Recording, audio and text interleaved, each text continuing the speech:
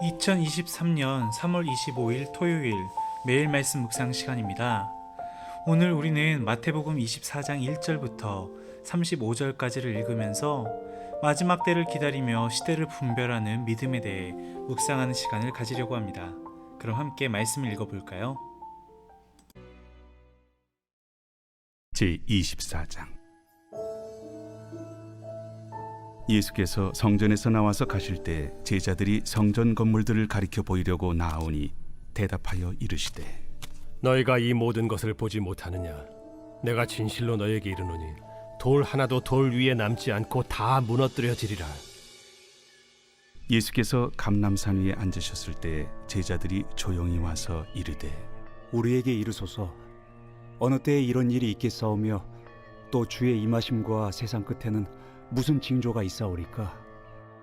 너희가 사람의 미혹을 받지 않도록 주의하라. 많은 사람이 내 이름으로 와서 이르되 나는 그리스도라 하여 많은 사람을 미혹하리라. 난리와 난리 소문을 듣겠으나 너희는 삼가 두려워하지 말라. 이런 일이 있어야 하되 아직 끝은 아니니라.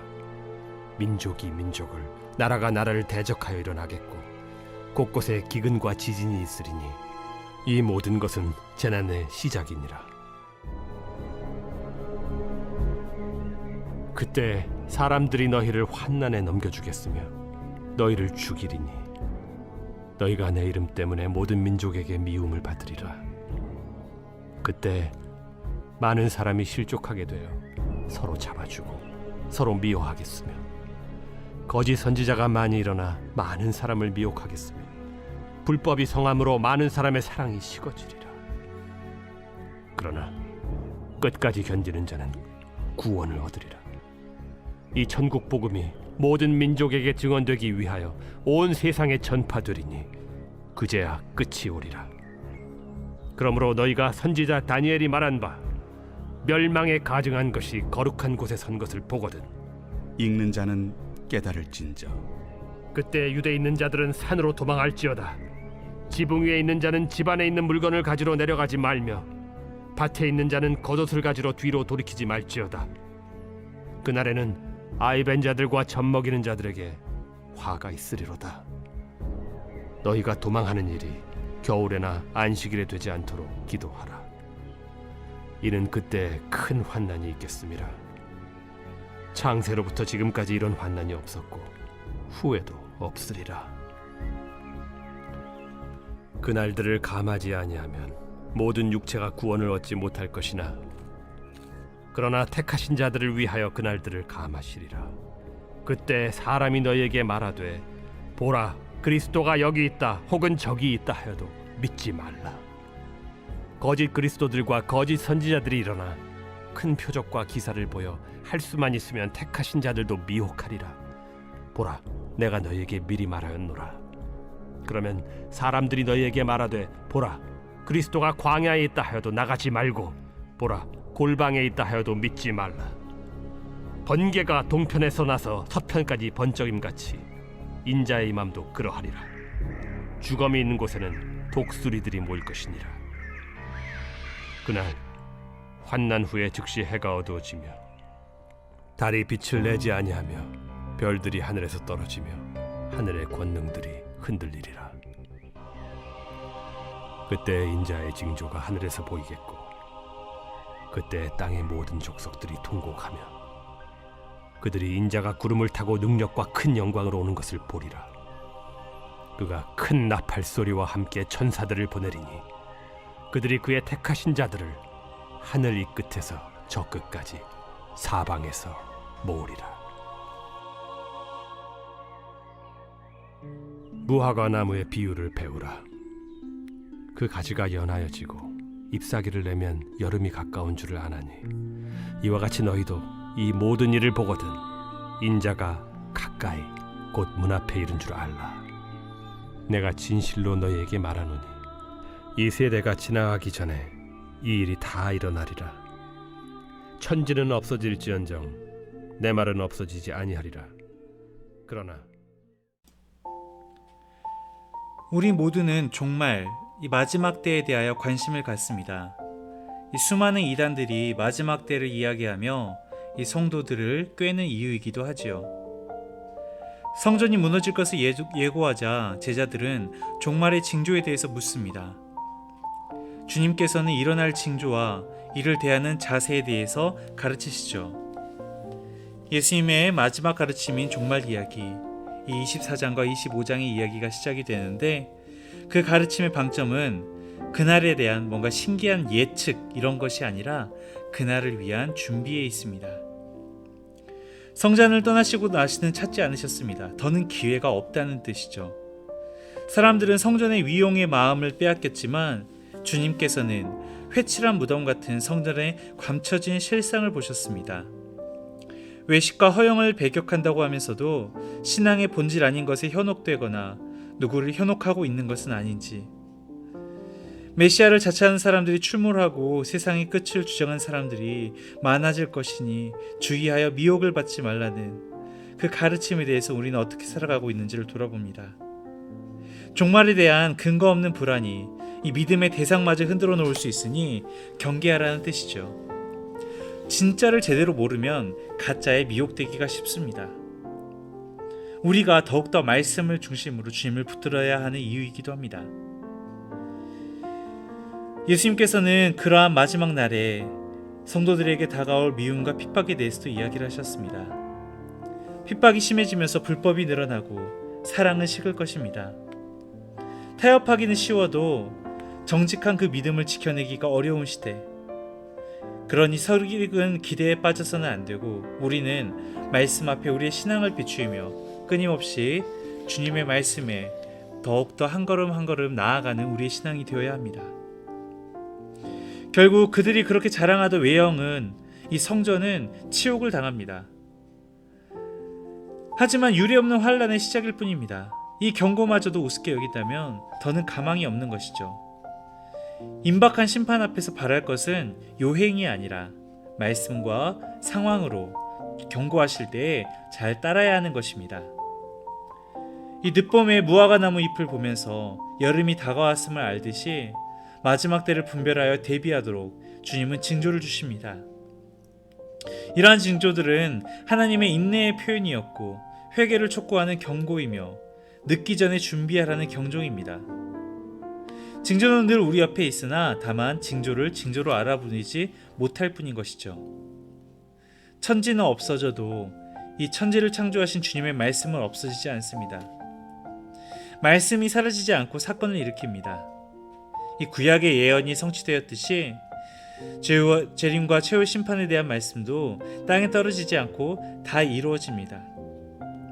다만 이 심판을 전조하는 환란 가운데서 성도들이 기억해야 할 것이 있습니다. 자기 백성을 보호하시는 하나님의 은혜도 확실하다는 것입니다. 막 이렇게 징조에만 집착하고 신비한 것에만 집착하는 것은 옳지 않습니다. 그러나 또한 시대에 물들지 않고 시대를 분별하면서 거슬려 살려는 마음가짐 또한 반드시 필요합니다. 오늘 이 매일 말씀 묵상에서는 이 CBS에서 이야기했던 이 종말론 제대로 아십니까? 라는 이 프로그램을 함께 우리를 넣어놨습니다. 이 프로그램을 보면서 우리에게 필요한 종말론적 태도를 고민해보고 또 뒤이어 기도를 이어가도록 하겠습니다.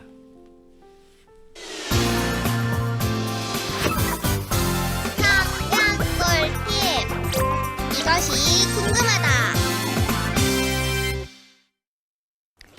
혹시 여러분은 이장림 목사의 단위 선교회를 기억하고 계십니까?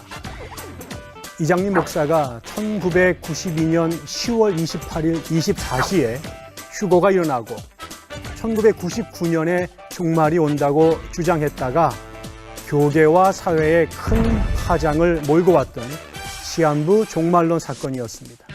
국내 시한부 종말론 추종자는 약 15만 명에 이르고 종말론을 추종하는 신흥 종교 집단의 수도 200여 개가 된다고 합니다. 현재 사회적으로 물의를 일으키고 있는 신천지 또한 시한부 종말론의 일종이죠. 오늘은 이렇게 흥미롭고 또 혼란스러운 종말론의 역사에 대해 살펴보겠습니다.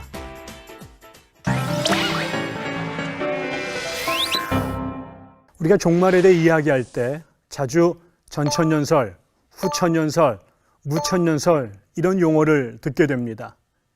이것은 소위 천년왕국론이라고 하지요. 천년왕국론은 이 땅에 실현될 완전한 평화와 정의의 시기로서 예수님의 재림과 관계가 깊습니다. 즉 그리스도가 천년왕국 전에 재림하면 전천년설, 천년왕국 후에 재림하시면 후천년설이라고 부르고 천년왕국의 존재 자체를 부정하는 입장이 무천년설입니다. 초대교회에서 종말론과 관련된 가장 주목할 만한 사건은 영지주의자인 몬타누스파와 관련이 있었습니다. 1세기 그리스도인들은 예수의 승천 이후에 1세대 내에 예수께서 재림하실 거라고 믿었습니다. 하지만 세월이 흘러도 예수의 재림은 좀처럼 이루어지지 않았지요. 그러면서 교회는 이단과 박해에 직면하여 자신의 교리와 제도를 정비하기 시작했습니다. 그 결과 예수의 재림에 대한 기대감은 점차 약화되고 교회는 형식화, 제도화의 길을 걷게 되었습니다. 이런 상황에서 몬타누스파가 출현했습니다. 156년부터 172년 사이에 소아시아에서 몬타누스와 2명의 여성 예언자들, 즉 프리실라와 막시밀라가 황홀경 속에서 예언을 했습니다. 그들은 세상의 종말이 170년에 일어날 것이라고 선포하고 새 예루살렘과 천년왕국의 장소로 프르기아 지방의 페푸자를 지목했습니다. 그들은 세상과 타협하는 목회자들을 비판하면서 임박한 종말을 예언했습니다. 많은 사람들이 그들의 예언에 동요했습니다. 하지만 당연히도 예언했던 그 날짜에 종말은 일어나지 않았죠. 중세였던 12세기에 또 한 명의 중요한 종말론자가 출현해서 교회사에 흔적을 남겼습니다. 피오레의 산 지오반니 수도원의 창설자요, 신학자요, 신비가였던 피오레의 요하킴이 바로 그 사람입니다. 그는 요한계시록을 깊이 연구한 후에 역사를 성부시대, 성자시대, 성령시대로 구분했습니다. 특히 그는 성령시대가 1260년에 시작된다고 주장했는데 이때 그리스도의 재림 대신에 평화와 일치의 시대가 시작될 것이라고 주장했습니다. 물론 1260년에도 세상은 바뀌지 않았습니다. 19세기에는 미국에서도 종말론이 큰 사회적 파장을 일으킨 적이 있습니다. 침례교 농부였던 윌리엄 밀러는 종말에 대한 특별한 관심을 갖고 성경을 연구했습니다. 그는 자신만의 독특한 계산법에 따라서 그리스도께서 1843년경에 다시 오실 것이라고 주장했습니다. 대다수 목회자들의 반대와 주변 사람들의 조롱에도 불구하고 그의 주장에 동조하는 사람들이 급증해서 수백만 명에 달했던 것으로 추정됩니다. 밀러는 1844년 3월 21일을 예수의 재림일로 선포했지만 당일에 아무 일도 일어나지 않았습니다. 하지만 그의 추종자 한 사람이 하박국 2장 3절과 레위기 25장 9절에 주목하여 재림의 날짜가 7개월 10일 연장되었다고 주장했고 그래서 재림 날짜도 1844년 10월 22일로 재조정되었습니다. 하지만 그날에도 예수님은 오시지 않았습니다. 많은 추종자들이 크게 실망하고 흩어졌지만 남은 사람들이 모여서 현재의 재림 기독교회와 제7일 안식교회 등을 조직했습니다. 1967년에 발발한 제3차 중동전쟁, 소위 6.1 전쟁의 결과로 예루살렘이 이스라엘의 수중에 들어가자 이스라엘이 갑자기 종말론자들의 집중적 조명을 받게 되었습니다. 이 전쟁 직후에 출판된 홀 린지의 대유성 지구의 종말의 경우에 1970년대에 50여 개국에서 31개 언어로 번역되어 3천만 권이나 팔렸습니다. 이 책은 71년도에 우리나라에서도 바로 번역이 되어 큰 영향을 끼쳤습니다. 이 책의 영향으로 아마겟돈, 대환란, 휴거 같은 용어들이 크게 유행하게 되었고 냉전 시대의 위기감과 맞물려서 종말에 대한 대중적 관심이 크게 고조되었습니다. 그리고 여러분이 잘 아시는 이단 종파, 신천지 예수교 증거 장막 성전도 시한부 종말론의 일종입니다. 요한계시록을 자의적으로 해석해서 창시자 이만희를 보혜사 이긴 자 등으로 부르며 재림주인 양 묘사하고 신천지 알곡교인 14만 4천 명이 채워지면 새하늘과 새 땅이 이루어진다고 말하죠. 여러분, 바야흐로 신천지 경보시대입니다.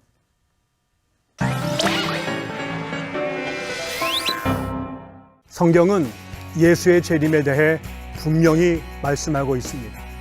따라서 예수의 재림을 고대하는 것은 신자의 당연한 의무이자 특권입니다. 하지만 왜곡된 성경 해석과 어설픈 역사 이해, 그리고 보편성을 상실한 직통 계시의 근거에서 종말의 징조를 단정하고 시한부 종말론을 주장하는 것은 교회와 신앙생활에 대단히 부정적인 영향을 끼칩니다. 따라서 오늘날 우리에게 필요한 종말론적 태도는 하루하루를 종말론적 긴장을 포기하지 않으면서 동시에 주어진 삶에 감사하며 최선을 다하는 것입니다.